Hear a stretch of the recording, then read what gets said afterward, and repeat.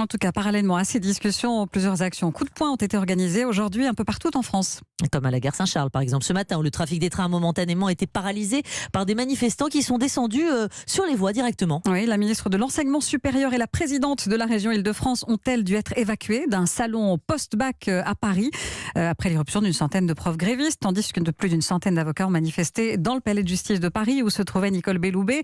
Ils ont symboliquement jeté leur robe noire, ils se sont allongés par terre et réclamé la démission de la ministre de la Justice. Action à Toulouse également, au siège régional du groupe AXA. Écoutez d'ailleurs le reportage de Benjamin Péter.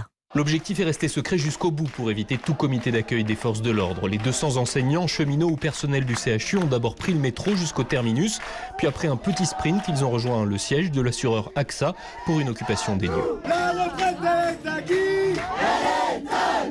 Pour Christine, qui est enseignante, c'est un moyen de montrer que la mobilisation ne s'essouffle pas. On voulait montrer qu'on était toujours là, mobilisés et qu'on ne faiblit pas, même si y a des négociations en cours qui pour l'instant ne donnent rien. Je suis prof de maths, j'ai compris très rapidement que j'allais perdre beaucoup. Alors je perds un jour de grève, je suis en grève depuis le 5 décembre reconductible et je continuerai tant que ça sera pas retiré. Yannet, représentant Sudrail, pour lui, l'objectif de cette action n'a pas été choisi au hasard. Les vrais gagnants aujourd'hui de cette réforme de retraite à points, ce seront les compagnies d'assurance, les grandes banques.